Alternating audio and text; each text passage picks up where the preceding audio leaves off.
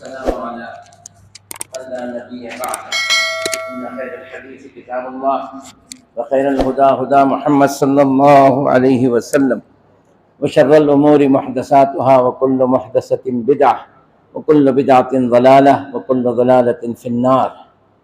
تمام تعریفیں حمد و ثنا کبریائی بزرگی برتری اس رب غفور کے لیے جو تمام عالموں کا تنہا خالق مالک ہے اور ہم سب کی ہر قسم کی عبادتوں کا تنہا مستحق ہے۔ یہ اللہ کا فضل و کرم ہے ہم پر کہ رب کریم نے ہمیں رمضان جیسا مبارک مہینہ عطا کیا اور عبادت کرنے کی صلاحیت اور موقع عطا کیا، اور ہم نے جیسے تیسے عبادت کی ہے، اللہ اس کو قبول کر لے، اگر وہ قابل قبول ہے تب بھی اور ناقابل قبول ہے تب بھی اپنا رحم ہم پر نازل فرما۔ آج 12 پارے مکمل ہو گئے، 12 تراویح ہو گئی، ایک عشرہ ہم سے بیت گیا، ہم دیکھتے رہ گئے، چلا گیا ایک عشرہ۔ آج 11واں روزہ ختم ہوا۔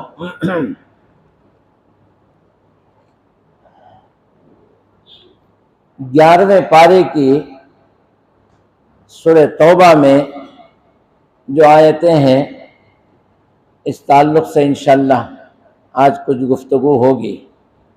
بسم اللہ الرحمن الرحیم۔ یعتذرون الیکم اذا رجعتم الیہم قل لا تعتذروا۔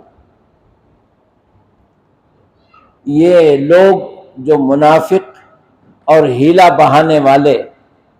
بنانے والے جو لوگ ہیں، یہ آ کر آپ سے عذر پیش کریں گے۔ یہ اصل میں واقعہ ہے تبوک سے واپسی کا۔ تبوک میں جو لوگ شریک نہیں ہو سکے، آگے بھی ایک واقعہ آ رہا ہے، جو پکے سچے مومن تھے لیکن کاہلی کی وجہ سے نہیں پہنچ سکے، اور بعض اپنے نفاق کی وجہ سے نہیں پہنچے۔ تو نبی کریم صلی اللہ علیہ وسلم جب واپس آئے تو ان لوگوں نے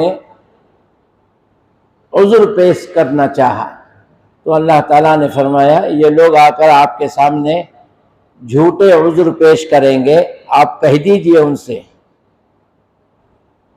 قل لا تعتذروا، عذر مت بناؤ، اللہ نے مجھے آگاہ کر دیا ہے تمام حالات سے، اب تمہارے کچھ کہنے کی ضرورت نہیں ہے، کیا صحیح اور کیا غلط ان تمام چیزوں سے اللہ نے مجھے آگاہ کر دیا۔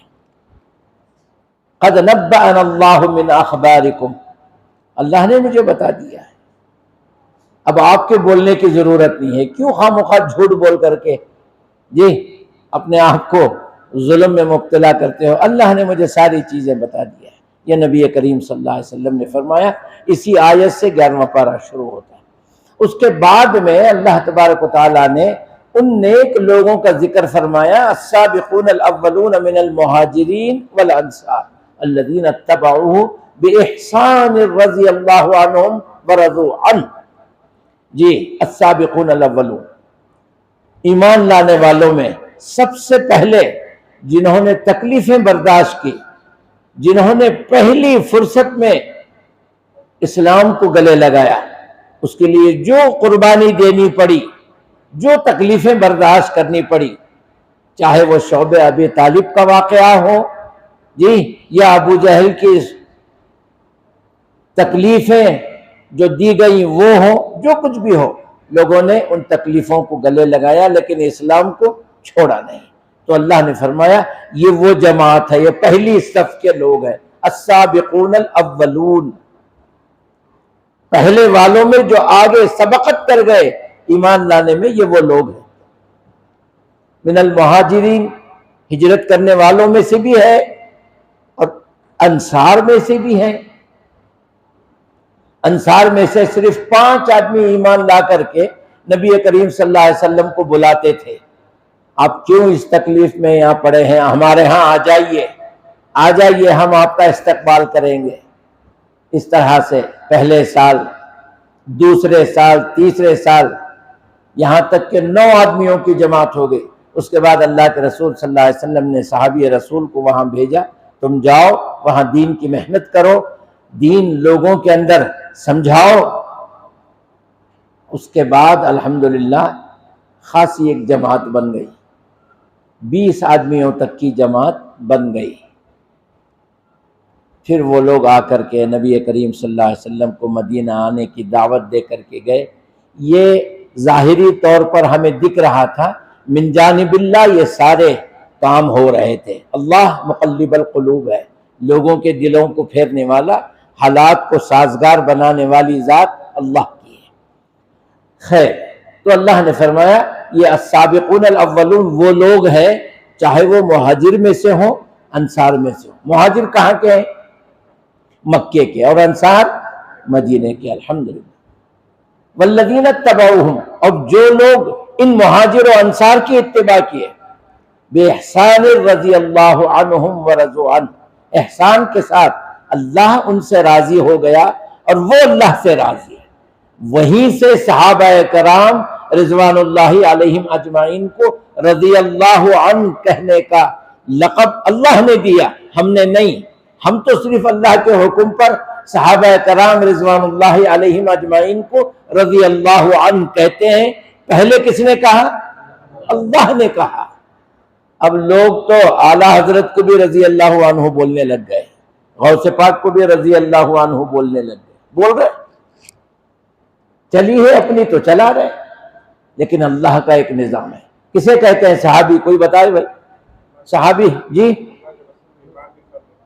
سبحان اللہ، اللہ کے رسول کو جس نے ایمان کی حالت میں دیکھا اور ایمان ہی کی حالت میں اس کا انتقال ہوا، وہ صحابی ہے۔ اللہ کے رسول کو دیکھا ایمان کی حالت میں نہیں، وہ صحابی نہیں۔ وہ تو ابو سفیان نے بھی دیکھا، ابو جہل نے بھی دیکھا، ابو لہب نے بھی دیکھا، ابو طالب نے بھی دیکھا۔ دیکھنا اصل مقصد نہیں ہے، ایمان کی حالت میں دیکھے وہ بھی ادھورا ہے، اس کا خاتمہ بھی ایمان پر ہو، اللہ اکبر، وہ ہے صحابی رسول۔ یہ ذہن میں رکھیں۔ تو اللہ تبارک و تعالیٰ نے صحابہ کرام کی تعریف فرمائی اسی سورہ توبہ کے درمیان۔ اس کے بعد جب اللہ کے رسول صلی اللہ علیہ وسلم تبوک کے لیے جا رہے تھے تو کچھ مشرکین مکہ نے جو منافقوں کی شکل میں تھے آ کر کے نبی کریم صلی اللہ علیہ وسلم کو دعوت دی، ہم نے ایک مسجد بنائی ہے، باہر سے کوئی مسافر آتے ہیں تو ان کو رکنے کے لیے اور نماز پڑھنے کے لیے آسانی ہو جائے۔ یہ مسجد نبوی اور مسجد قباء کے بیچ میں تھی یہ مسجد، یہ بنائے تھے، تو آپ آ کر کے اس کی افتتاح کریں اور آپ 2 رکعت نماز یہاں پڑھیں اور پڑھائیں۔ جی، پڑھیں بھی اور پڑھائیں بھی۔ تو اللہ کے رسول صلی اللہ علیہ وسلم نے فرمایا ابھی تو میں تبوک کے لیے جا رہا ہوں، انشاءاللہ واپسی میں دیکھیں گے۔ خیر، اللہ تبارک و تعالیٰ نے کچھ حکم نازل نہیں فرمایا، آپ گئے۔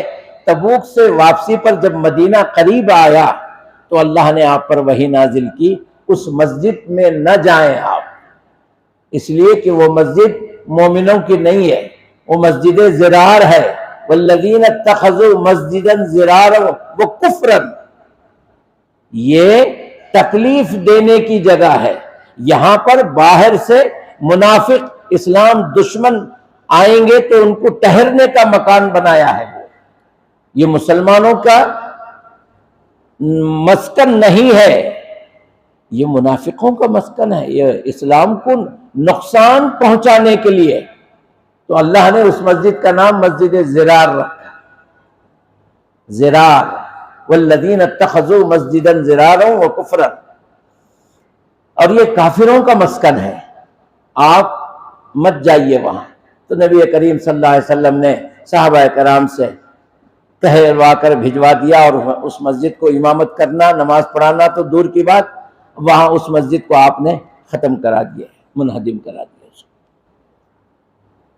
اس کے بعد اللہ تبارک و تعالیٰ نے فرمایا لَمَسْجِدٌ أُسِّسَ عَلَى التَّقْوَى، یہ تو اب بنائے ہیں، اس سے پہلے جو سب سے پہلی مسجد بنی قبا جی، تو وہ البتہ تقوی پر اس کی بنیاد رکھی گئی تھی. لمسجد اسس علی التقوی من اول یوم احق ان تقوم فیہ رجال یحبون ان یطہروا واللہ یحب المطہرین. یہاں دونوں مساجد کے بارے میں اللہ تبارک و تعالیٰ نے نبی کریم صلی اللہ علیہ وسلم کو بتا دیا. آپ کو اس مسجد کی افتتاح کے لیے بلا رہے ہیں، یہ ہماری مسجد نہیں ہے، یہ مسلمانوں کے خلاف، مومنوں کے خلاف سازش کرنے کی جگہ ہے. ایک اڈا انہوں نے بنایا ہے جسے نام مسجد کا دیا ہے، لہٰذا آپ وہاں جا کر نہ نماز پڑھائیں نہ اس کی افتتاح کریں، وہاں جائے مت. فوراً بعد مسجد قباء کے بارے میں فرمایا یہ پہلے دن تقوی کی بنیاد پر اس کی بنیاد رکھی گئی اور وہاں کے رہنے والے لوگ پاک صاف ہیں. مفسرین کرام فرماتے ہیں جس وقت وضو کا حکم آیا، طہارت استنجا کرنے کا حکم آیا، تو لوگ جو ہیں، پانی کی قلت ہے عرب میں، تو ڈھیلے سے، مٹی سے اکثر استنجا کرتے تھے. لیکن قباء کے لوگ جو ہیں پانی سے استنجا کرتے تھے، چاہے جتنی تکلیف ہو پانی ہی سے استنجا کرتے تھے. تو اس کے بارے میں اللہ نے فرمایا یہ پاک لوگ ہیں، انہوں نے اپنے استنجے کو پانی سے کرنے کا، ویسے حالت میں بھی جہاں پانی کی قلت، وہ تو آج بھی ہے، 10 روپے لیٹر پانی ہے، 1 روپے لیٹر پیٹرول ہے آج بھی. تو ان کی تعریف کی، کیا فرمایا؟ ان یطہروا اللہ یحب المطہرین، اللہ پاک لوگوں سے محبت فرماتا ہے. تو یہ دونوں مساجد کے تعلق سے سورہ توبہ میں اللہ نے بیان فرمایا. اس کے بعد ابو طالب کا جب انتقال کا وقت آیا، اللہ کے رسول صلی اللہ علیہ وسلم وہاں پر پہنچے اور انہوں نے کہا چاچا آپ بچپن سے میرا ساتھ دیے، ہر وقت میرے لیے سپہ سالار بن کے کھڑے ہو گئے دشمنوں کے سامنے بھی. اور یہ حقیقت ہے، نبی کریم صلی اللہ علیہ وسلم کے والد محترم جو ہیں آپ کے پیدا ہونے سے پہلے ہی انتقال کر گئے، آپ در یتیم ہیں. اس کے بعد والدہ کا انتقال ہو گیا، پھر دادا کی کفالت میں تھے، دادا کا انتقال ہو گیا، اور پھر اس کے بعد ابو طالب چاچا کی کفالت میں تھے، اور چاچا نے تو کندھے پر بٹھا کر لے چلتے تھے. اس زمانے سے نکاح کر کے 25 سال کی عمر میں آپ کا نکاح کرا دیا، اور پھر 40 سال تک آپ کو تجارت کے گر سکھائے، ساتھ میں رکھا. پھر جب آپ نبی ہو گئے تو آپ کی نبوت کی تصدیق بھی کی. لوگ جا کر جب پوچھے تو بولے یہ جو ایسی باتیں کرتا ہے جو ہم اور آپ نہیں کر سکتے، یہ اونچائی پر رہنے والا شخص ہے، اس کے بارے میں کچھ نہیں کہتا. آپ نے مخالفت بھی نہیں کی اور ایمان بھی نہیں لائے، لیکن دل سے اتنا یہ جانتے تھے کہ یہ حق پر ہے. یہ کیا ہے؟ حق پر ہے، اتنا کہتے تھے. آپ کے فار تھے، اپوس نہیں تھے.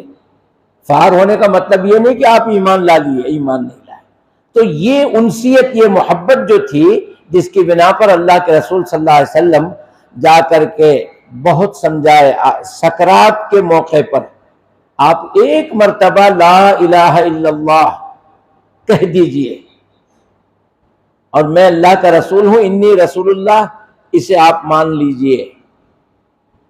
میں اسی جملے کو گواہ بنا کر آپ کے لیے اللہ سے سفارش کروں گا.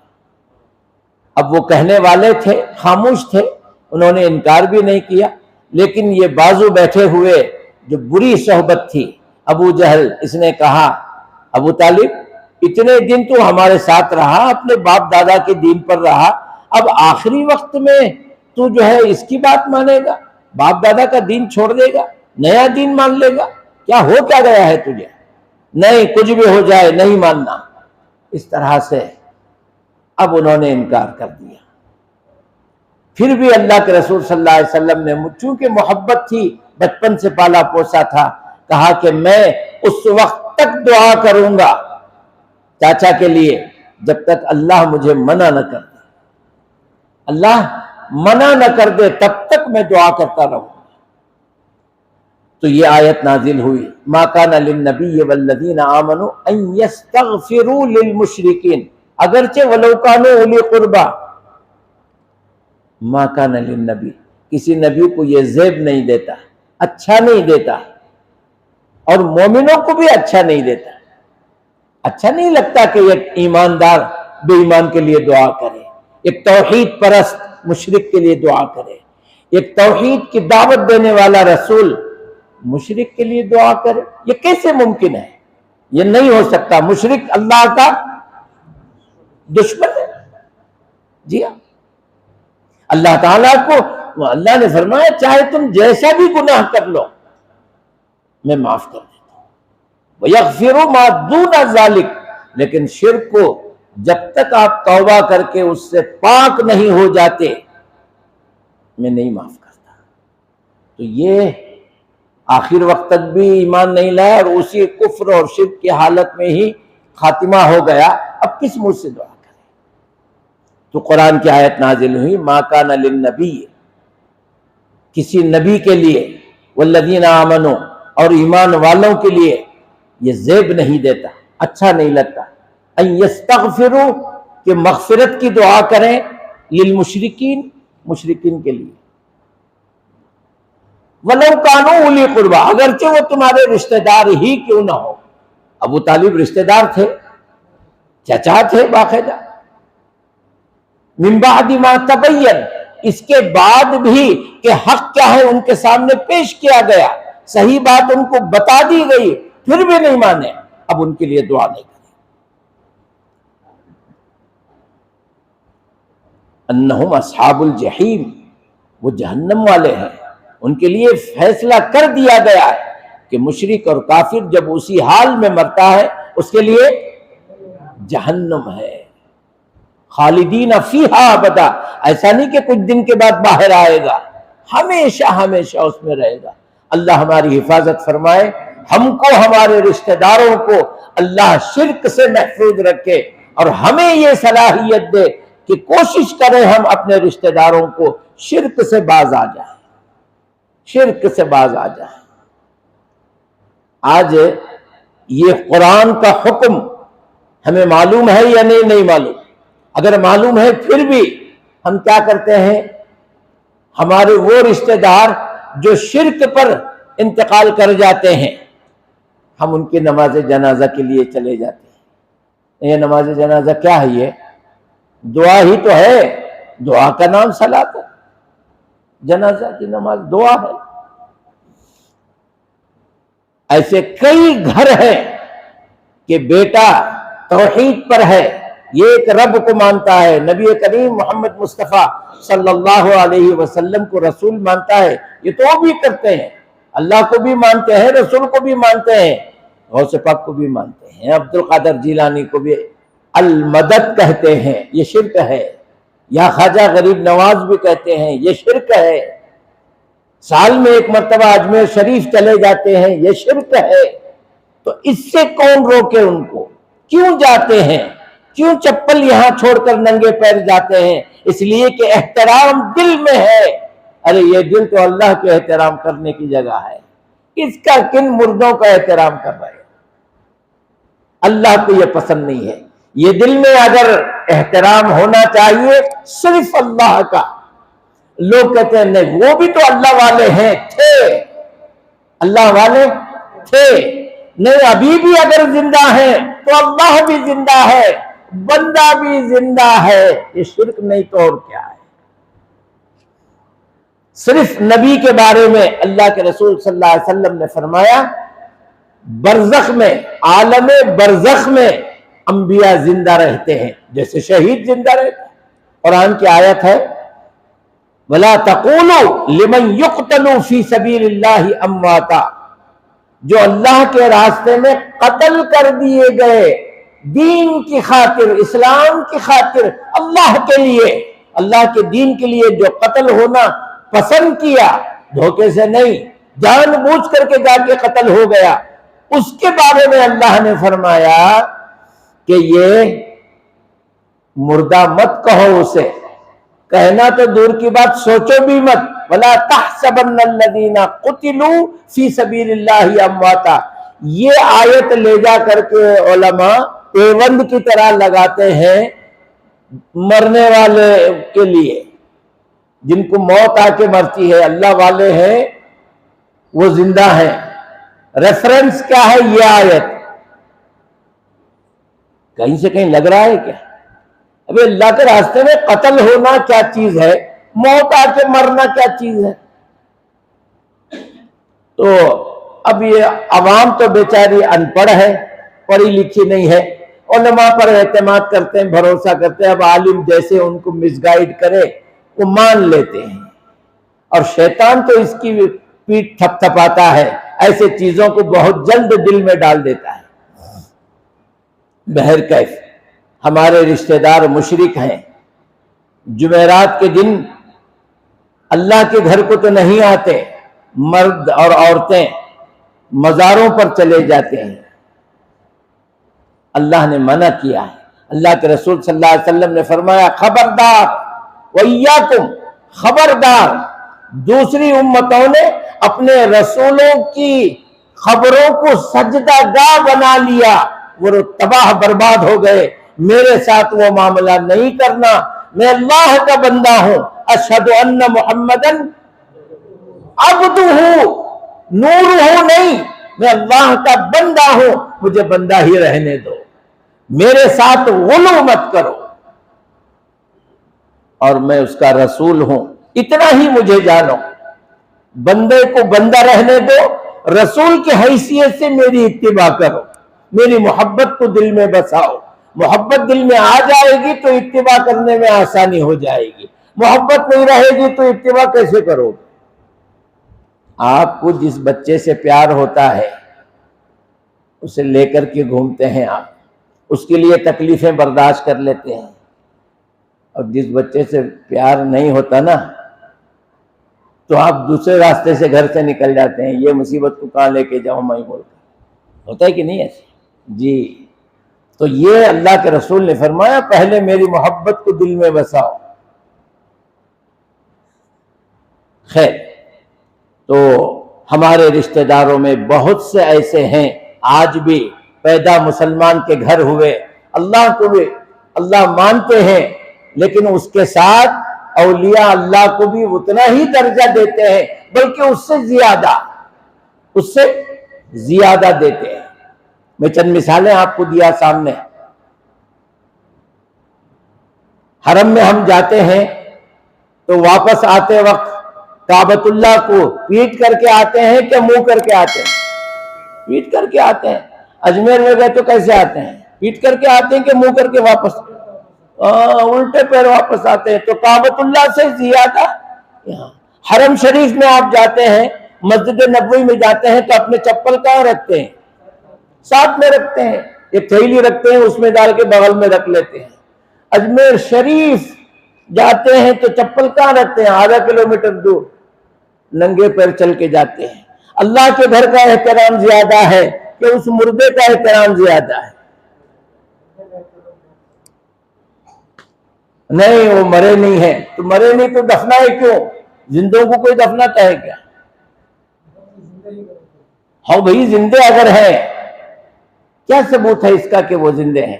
نبی کریم صلی اللہ علیہ وسلم زندہ ہے، اس کا ثبوت یہ ہے خود نبی نے فرمایا انبیاء کی جسموں کو مٹی نہیں کھاتی، بخاری شریف کی حدیث ہے، اور عالم برزخ میں وہ باحیات ہے. اللہ کے رسول نے ہم سے کہا، ہم مان گئے. ہند الولی نے تو ہم سے نہیں کہا تھا نا، کہا تھا کیا؟ نہیں کہا تھا. تو یہ ہے، یہ ہم لوگوں نے ان کو زندہ سمجھ کر کے وہاں پر دکان لگا دیے، بازار لگا دیے، جھوٹی کرامتیں گڑنا شروع کر دیے، پتہ نہیں کیا کیا کر لیے. بہرحال شرک سے ہم کو بچنا ہے. اور ہمارے گھرانے میں نانی، دادی، پھپھی، جی چچانی اور ماموں، دادا، خلئی، جتنے بھی رشتہ دار ہیں، اگر وہ شرک پر ہے ہم ان کی جنازہ نہیں پڑھ سکتے. قرآن کی آیت ہے، سورہ توبہ کی آیت ہے. اللہ نے نبی سے کہا اگرچہ وہ تمہارے چچا ہوں گے ان کے لیے دعا نہیں کرنا. اب ہم اور آپ کیسا کریں گے؟ نہیں، انہوں کلمہ پڑھتے تھے، ٹھیک ہے، شرک بھی کرتے تھے. غیر مسلم کیا کر رہا ہے؟ پوچھئے اس سے کتنے خدا ہیں؟ بولے گا ایک ہے. کہاں ہے؟ اوپر ہے. یہ سب کیا ہے اتنے سارے؟ میرا گمان ہے اس کے اندر بھگوان ہوگا، اس بنا پر میں رکھا ہوں. جب میں پوجا کرتا ہوں آنکھیں بند کر لیتا ہوں، سمجھتا ہوں کہ اس مورتی کے اندر اللہ ہوگا. تم جسے اللہ کہتے ہو میں ایشور کہتا ہوں. ہمارا کام بھی وہی ہے. یہ اللہ والے ہیں، یہاں جائیں گے تو ہماری بگڑی بن جائے گی، یہ اللہ سے بول کر کے سینکشن کرائیں گے. ہم نماز نہیں پڑھے تو کیا ہوا، یہ ہماری سفارش کریں گے. سمجھ رہے؟ تو ان میں اور ہم میں کوئی فرق نہیں، نام بدلا ہوا ہے. لہذا اپنے رشتہ داروں کو پہلے سمجھاؤ اور یہ کہہ کر کے سمجھاؤ، سنو خلئی صاحب، سنو مامو جان، کل اگر آپ کا انتقال ہو گیا، آپ سے پہلے میں چلا گیا تو مسئلہ نہیں، میں زندہ رہا اور آپ کا انتقال ہوا، میں آپ کے لیے جنازے میں شریک نہیں ہو سکتا اور آپ کی مغفرت کی دعا آپ کے لیے کر نہیں سکتا. اللہ کا حکم ہے. آیت کھول کے بتاؤ، پڑھنا آتا ہے تو پڑھا کے بتاؤ. اب حجت پوری ہو گئی، اس کے بعد آپ کو مشرک کہنے کا حق ہے. اگر نہ سمجھے تو میں بولے چ نہیں ان کو کیا بھی، ہمارے خاندان میں بھی بہت مشرکہ ہیں، میں کدھر آ گیا تو انہوں سب مشرکہ. یہ بولنے کو کہا نہیں بیٹھے تو کچھ نہیں ہوتا. آپ ان کو سمجھائیے، آپ ان کو توحید پیش کیجئے اور توحید پر نہیں آنے کے کیا نقصانات ہیں وہ ان کو بتائیے. پھر بھی نہیں مانتے، آپ نہ جائیں ان کے جنازے میں. کیا کریں بھائی؟ وقت ہو گیا. کتنا ہوا؟ 5 زیادہ ہو گیا تو بند کر دیں؟ کیا کریں؟ 5 منٹ بول دیں؟ 5 منٹ بول دیں، آپ لوگوں کی اجازت ہے جی. اس کے بعد اس میں ایک واقعہ ہے سورہ توبہ میں. یہ تبوک کے موقع پر 3 صحابی ایسے تھے، کعب بن مالک اور مرارہ بن ربیع، حلال بن امیہ. یہ 3 لوگ ہر جنگ میں شریک تھے اس سے پہلے کے، اور یہ اچھے مقبول صحابہ میں سے تھے. لیکن اس دن تبوک کے موقع پر جب سب لوگ نکل رہے تھے، خوب گرمی کے دن تھے، انہوں نے کہا ہمارے پاس اچھی خاصی سواریاں ہیں، نکل رہے تو نکلنے تو پیچھے سے ہم بھی چلیں گے. نہیں نکلے. ایک دن بیت گیا، دوسرے دن نہیں، صبح ہی جو ہے ٹھنڈا ٹھنڈا نکل جائیں گے. دوسرے دن بھی نہیں نکلے. کوئی کام آ گیا، سستی کر بیٹھے. نتیجہ کیا ہوا؟ قافلہ کہیں کا کہیں پہنچ گیا. اب تیسرے دن یہ بات ہوئی، اب ہمیں جا کو بھی کیا فائدہ، انہوں چلے گئے، پہنچ گئے، اب ہمیں یہاں سے جا کو انہوں آنے کے ٹائم کو ہمیں جاتی ہیں سے چھوڑو جان دیں. سستی کر کے نہیں گئے یہ 3 آدمی. تو جب نبی کریم صلی اللہ علیہ وسلم آئے تو ان تینوں نے کیا کیا؟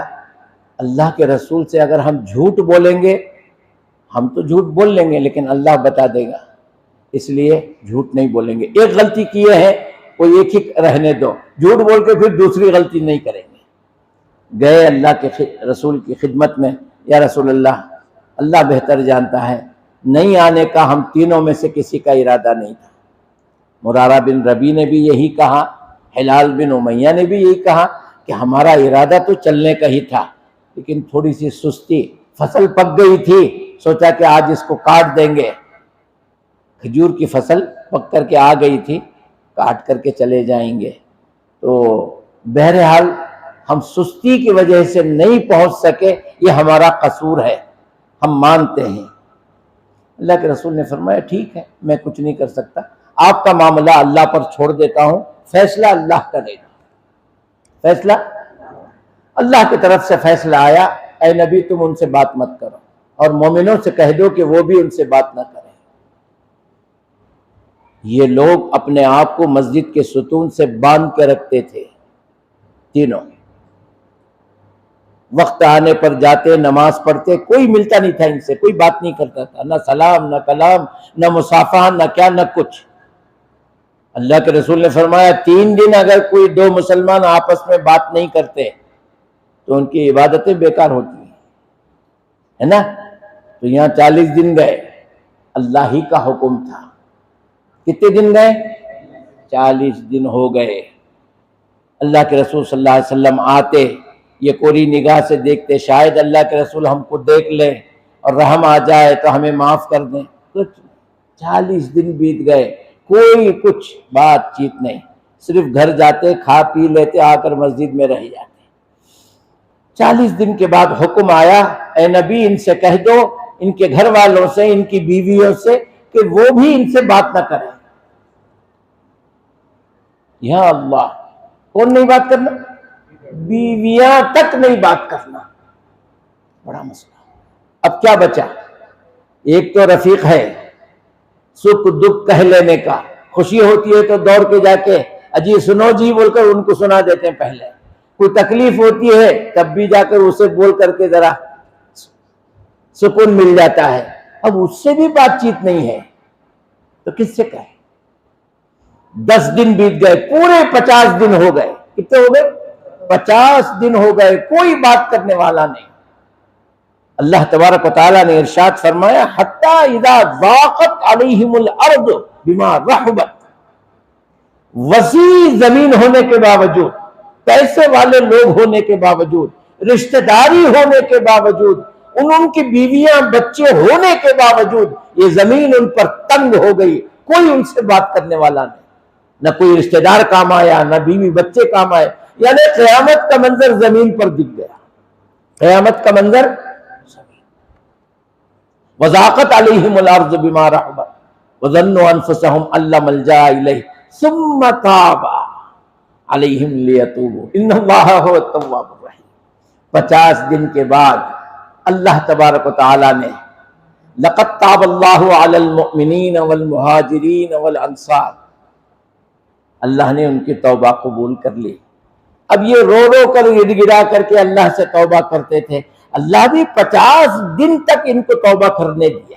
یا اللہ، اس منظر کو رکھو، یہ 30 دن رمضان کے رکھو، کیا اگر ہم اللہ سے گڑ گڑا کر مانگیں گے، روئیں گے تہجد میں اٹھ کر کے، تو کیا اللہ ہمارے مسائل کو حل نہیں کرے گا؟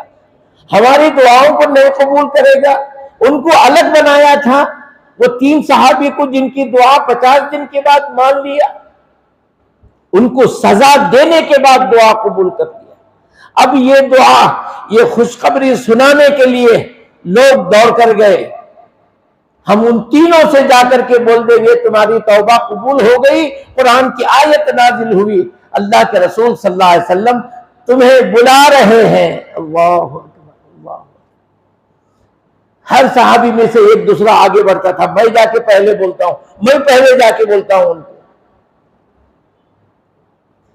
اللہ نے 50 دن کے بعد ان کی توبہ قبول کر لی اور قرآن کی آیت نازل کر دی جو قیامت تک پڑھی جائے گی، نماز میں پڑھی جائے گی، عبادت میں پڑھی جائے گی۔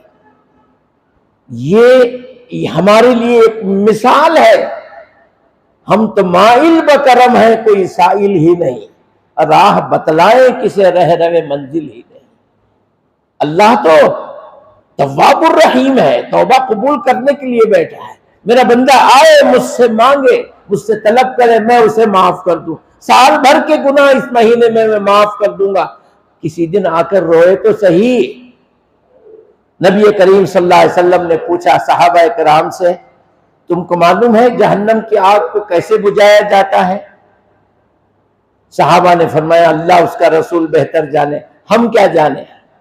اللہ کے رسول صلی اللہ علیہ وسلم نے فرمایا گنہگار کے ندامت کے 2 قطرہ آنسوں جب اس کے آنکھ سے نکلتے ہیں نادم ہو کر، شرمندہ ہو کر، اللہ سے جب وہ توبہ طلب کرتا ہے، معافی مانگتا ہے، یہ 2 قطرہ آنسو جہنم کی آگ کو بجھا دیتے۔ اسی لیے نبی کریم نے فرمایا دعا کرو تو رو کے دعا کرو، اگر رونا نہیں آئے کم سے کم صورت تو رونے کی کر لو۔ بہرحال ہمارے پاس 20 دن باقی ہے، اس کو غنیمت سمجھیں، ان راتوں میں ہم اللہ کو منائیں۔ یہ جو ہم نے تراویح پڑھ لی یہ چھوڑیے،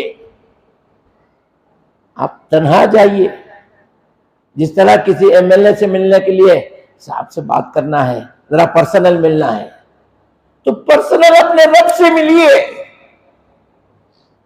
راضی کیجیے، منائیے اس کو، وہ سنے گا، ہر قسم کی گناہ کو معاف کرے گا، ورنہ اللہ جھوٹا ہو، معاذ اللہ۔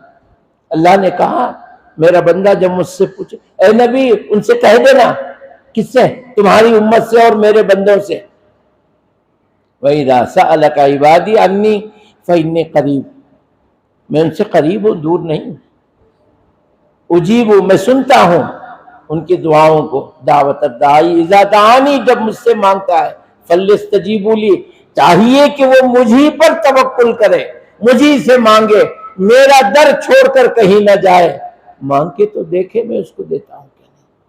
بہرکیف اللہ تعالیٰ سے دعا ہے اللہ ہمیں رب کریم کو راضی کرنے کی توفیق دے، اور بھی بہت سی باتیں تھیں، بہرکیف اللہ جتنا ہم نے سنا اس پر عمل کی توفیق دے۔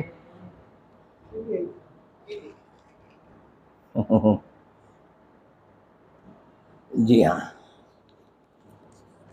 اللہ تعالیٰ سے دعا ہے کہ اللہ تعالیٰ ہم سب کو رب کو منانے کی توفیق دے، اپنے گناہوں پر نادم ہو کر استغفار توبہ کرنے کی توفیق دے، اور اے اللہ ہمارے توبہ کو قبول فرما۔ سبحانک اللہم و بحمدک، اشہد ان لا الہ الا انت، استغفرک و اتوب الیک۔ کچھ عورتیں وتر کی نماز میں امام کے ساتھ ثانی سورہ اور سورہ فاتحہ کی سورت دہراتی ہیں بلند آواز سے، امام کے ساتھ پڑھتے ہیں، کیا یہ صحیح ہے یا غلط؟ نبی کریم صلی اللہ علیہ وسلم نے صرف سورہ فاتحہ پڑھنے کا حکم دیا ہے، وہ بھی امام کے پڑھنے کے بعد، نہ امام سے پہلے پڑھ لیں نہ امام کے ساتھ پڑھیں۔